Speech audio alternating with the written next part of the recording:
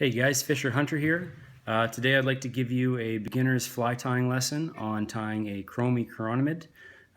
This is one of the most universal patterns to use in British Columbia. It's great. Generally anywhere that there's a Chironomid hatch, you'll find these Chromies, and they work very well. So anybody can tie them. If I can do it, you can do it. I'm very new to fly tying. This is my first season, and I really enjoy it. I was looking around on the internet before I started tying, and there's lots of great patterns out there, but not a whole lot on really basic stuff. So if you're new and you've never tied before, then this is a great video to watch. So let's get started.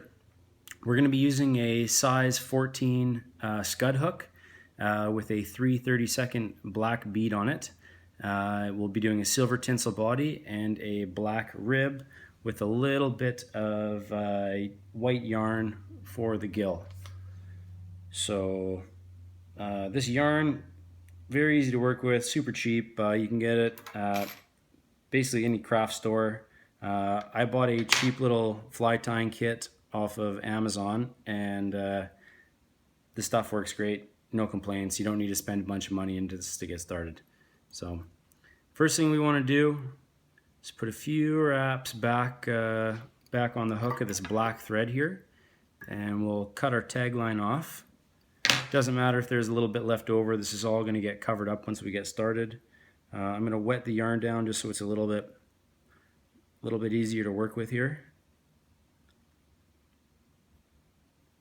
And sometimes it's a little tricky to get this to stay on top when you're tying it in, because you want it to stay right on the top of the hook. If it's a little bit off, just take your fingers, adjust it. No big deal. We'll go up front and we'll actually wrap underneath. If you can see that there. We'll wrap between the eye and underneath the gill and just build it up and give it a little bit of posture there. Makes it a little bit easier when you're threading your hook, and the gills look a little bit better standing up like that, I think. So we cut our excess off, go back down a little bit here, and we'll throw a whip finish in. And this will lock that thread so we can give it a snip. Alright, take our bead. Now sometimes if you got a small bead on here, or you've built your thread up a little bit, it can be a bit tough to slide up. So I always butt something against the eye of my hook, usually my little cutters or my pliers or something like that. I just press it on as far as I can. If it doesn't go 100% away, then oh well, as long as it goes close enough, then that's good. So now we're going to cut the gills back. The longest you want the gill is the length of the head. I like to even go maybe a bit smaller than that. Just like that. Perfect. And we'll get our thread back. We'll start right behind the head. Tie it back. You can do a few wraps to secure the head up there if you like. And then we'll go back. We'll cut our tagline off.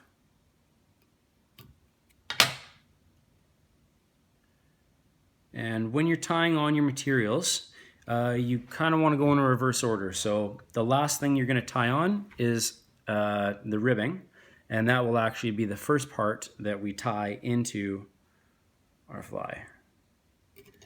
So you can just lay this alongside behind the head, give it a wrap. Don't go all the way. I don't go all the way down just yet.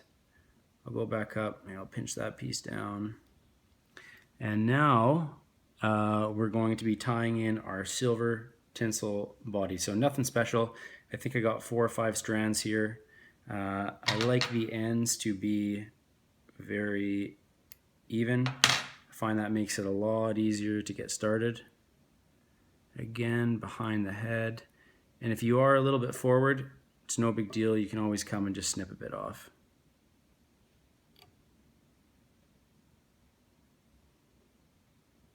Okay. So now we've got our tinsel on, our silver tinsel for our body, our black tinsel for our rib, and we're just going to keep tying it down, holding it nice and tight. I like to follow the hook in the direction that I'm pulling the tinsel. And we're going to go until we get about a 45-degree angle towards the tip of the hook. So that looks pretty good. And now we're going to start building a bit of a taper on our body. We want a very thin area near the tail, and then obviously a little thicker as we get up towards the head here. So this is a 7 or 8/0 thread I'm using, and it's very fine, so it takes a while to build up, but it's a little more forgiving, easier to remove any lumps and bumps and that kind of stuff you get. So we're just going to tie.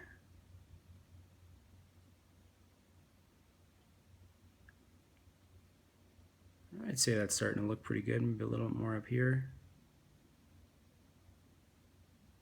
All right, that looks pretty good. So now you can see, nice little taper. We're going to take a whip finisher and just do a couple wraps. Now you can do this whip finishing by hand.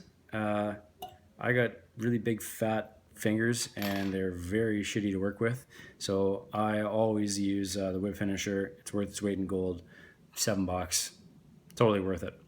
Now in order to get this thread out of the way to make things a little easier, I'm actually going to come around with my pinky and I'm going to pull that out of the way. I'm going to grab the silver tinsel, I'm going to separate it, and I'm slowly going to start wrapping it around the body.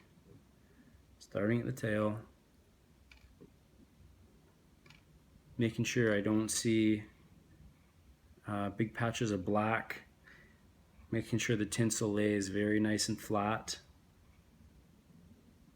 holding it nice and taut. Just nice and smooth. Some guys have really nice rotary vices, makes this a lot easier, but it can be done by hand, no problem. Now in order to lock this down, you'll see I'm still holding it taut. I'm going to hold my material out front and go behind once with my bobbin, behind twice, switch it up, pull the material back, in front once, in front twice, and it's on there. Snip it off. Give this a whip finish. This whip finish that I'm doing right now, it's mainly to secure the thread so that when I pull it out front and out of the way, it's not unwinding or untangling or anything like that. It's very easy. Now we're going to grab our tinsel that we've tied in here, and we're going to start doing the same thing. Most guys would agree 6 to 8 ribs is pretty standard. It's not a hard and fast rule or anything like that, but try and shoot for that. Evenly spaced, maybe a little tighter at the tail, and a little bit bigger gaps as we get up towards the head. Okay, and same thing as before. And behind 1, behind 2, in front. There we go. So that is 90% of it right there. All the hard stuff is done now. Now we're going to build up a little thorax. And in this case, we're just going to use thread. And again, we want to taper from the body up to the bead. That's maybe looking a little big. Let's wind it back a little bit here. There we go. Different guys. Some guys will use peacock herl for this. Some guys will use dubbing.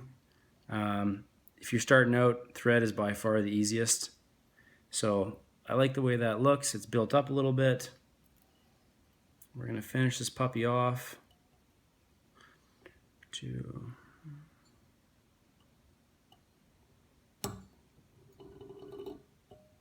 All right. And that is locked on. So that ain't going anywhere. Now that's a pretty good looking fly. It's not perfect, but it still looks pretty darn good if you ask me. We were away fishing last week, went through many of these. After 4 or 5 or 6 of these, after 4 or 5 or 6 fish hit these things, they look like absolute garbage. They're ripped to shreds. They were almost down to the bare hook, and fish were still biting on them. So if it doesn't look perfect, it doesn't matter. you're still going to catch fish on them. The last step here, I used to use a bit of head cement. I've switched now to the Hard as Nails from Sally Hansen. It's a little less viscous, goes on a bit smoother, and lasts a little bit longer. So now we'll go all the way around here, get underneath.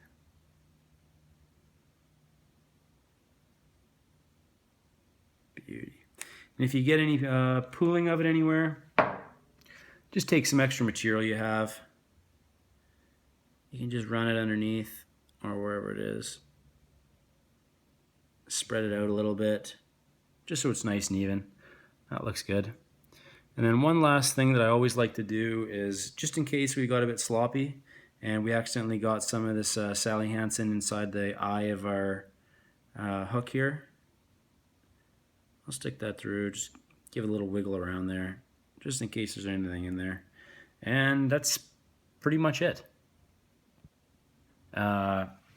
Now, this is a really basic tie. This is probably as easy as it gets for tying Chironomids. Once you've kind of done this a few times, you feel comfortable with it. There's tons of different videos out there. Mr. Fish BC, he has a great channel. He's one of the guys I've learned a lot from watching him. Flyguys.net, they have a web page, a YouTube channel, and a Facebook page. Really, really good information on there. So those are, once you get a little more advanced, definitely check those guys out and keep on learning. So hopefully this gave you a little bit of information, and if this is the first tie that you ever first fly that you ever tie, you take this to the lake, you're almost guaranteed you're going to get fish on them. They're great lures, so tight lines and happy tying.